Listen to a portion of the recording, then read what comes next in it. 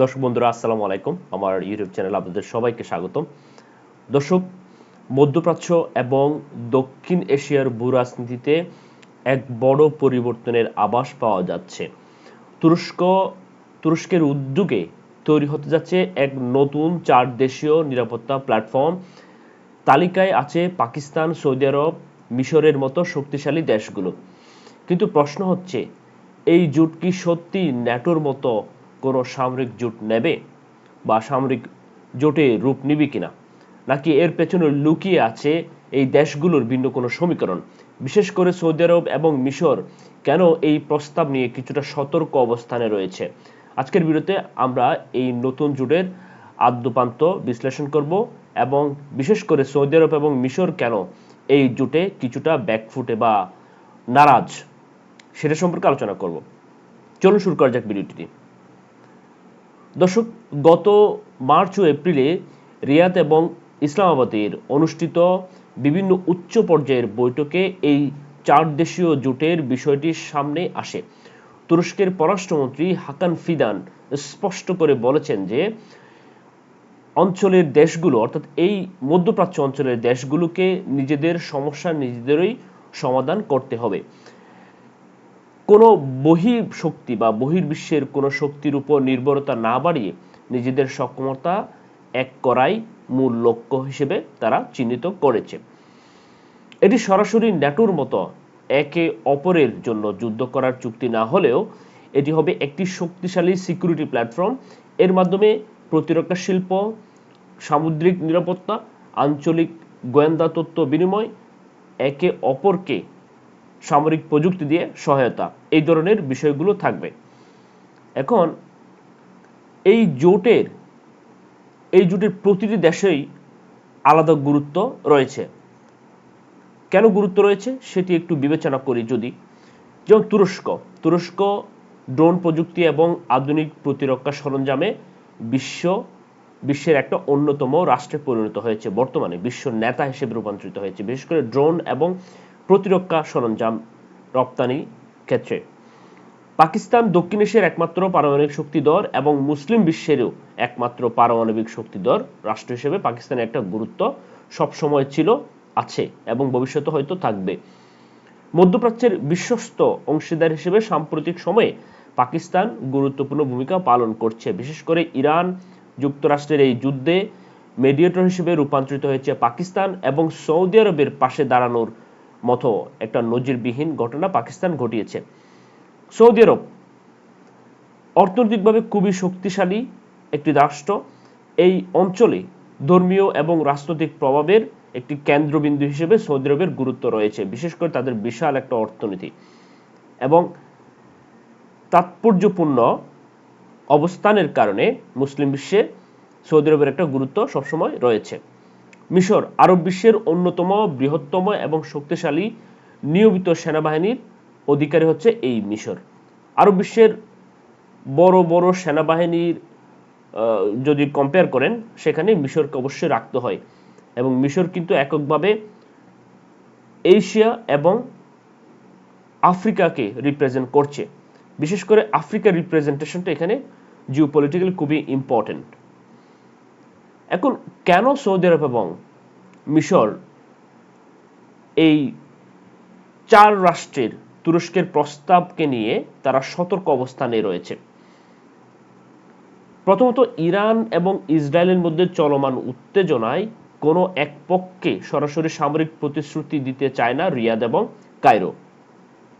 তারা আশঙ্কা করছে এই জোট সরাসরি কোনো সামরিক মাত্রা পেলে তা তাদের নতুন কোনো যুদ্ধের বোঝা চাপিয়ে দিতে পারে। অর্থাৎ এটা এক প্রকার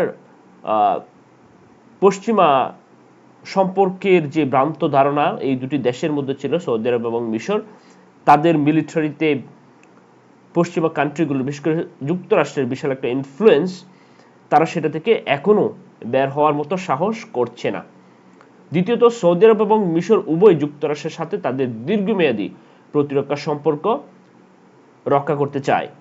তুরস্কের নেতৃত্বে কোনো স্বাধীন ব্লক তৈরি হলে ওয়াশিংটনের সাথে তাদের দূরত্ব বাড়তে পারে, যা এই মুহূর্তে তারা হয়তো এটা চাইতেছে না। এটা বড় একটা ফ্যাক্টর। তৃতীয়ত, আঞ্চলিক নেতৃত্বের প্রশ্নে তুরস্কের সাথে সৌদি আরবের দীর্ঘদিনের এক অদৃশ্য প্রতিযোগিতা রয়েছে। তুরস্ক যে কোনো একটা উন্নতি করলে সেখানে সৌদি আরব তুরস্কের বিপক্ষে দাঁড়িয়ে ভাগড়া দেয় এবং সবসময় ঐতিহাসিকভাবে দেখে এসেছি অটোমান সাম্রাজ্যের সাথে সৌদি বাদশাহ বা রাজপরিবারের একটা সবসময় বিরোধ আমরা দেখে এসেছি। সো এখানে একটি দ্বন্দ্বের কারণে মুসলিম বিশ্ব এক হওয়ার সম্ভাবনা অনেকটা ক্ষীণ হয়ে দাঁড়িয়েছে। এই জোটে তুরস্ক এবং সৌদি আরবের নেতৃত্বের স্থানটা কিরকম হবে?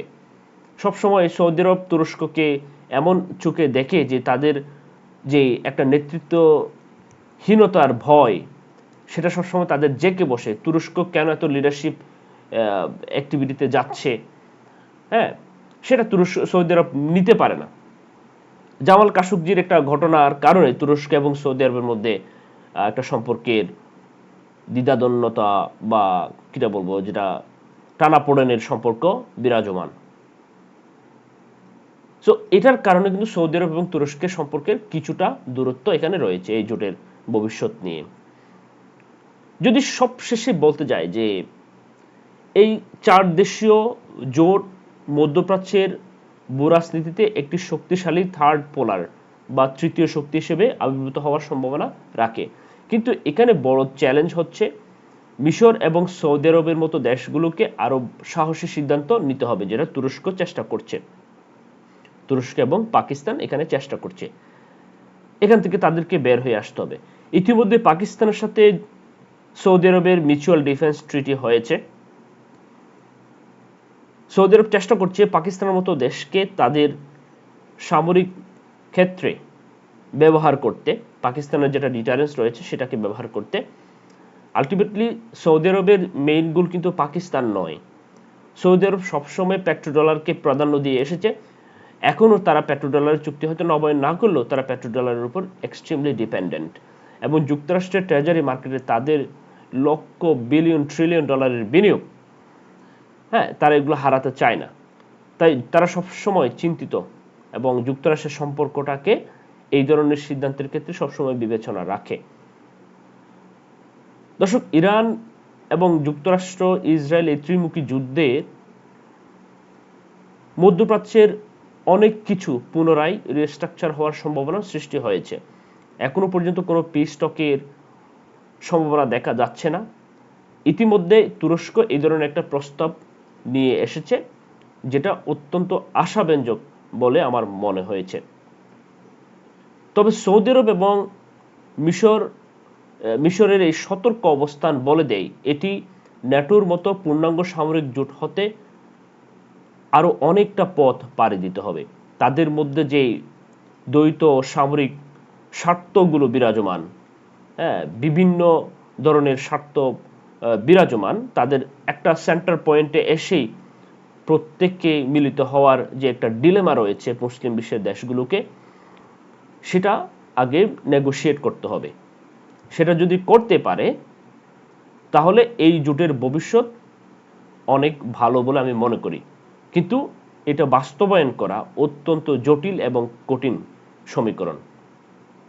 তবে এই প্রতিরক্ষা জোট যদি গঠন করতে পারে তাহলে এখানে তুরস্ক একটা সামরিক শক্তির যে তাদের মিলিটারি মাইট সারা বিশ্বে জানান দিচ্ছে, ড্রোন পাওয়ার, তারপরে ডিফেন্স ম্যানুফ্যাকচারিং পাওয়ার, হ্যাঁ, সামরিক ক্ষেত্রে তাদের মিসাইল পাওয়ার, তাদের ফাইটার জেটের নতুন নতুন প্রোগ্রাম এসছে, এয়ার ডিফেন্সের বিশাল একটা প্রোডাকশন লাইন তারা ইউনিট ওপেন করেছে।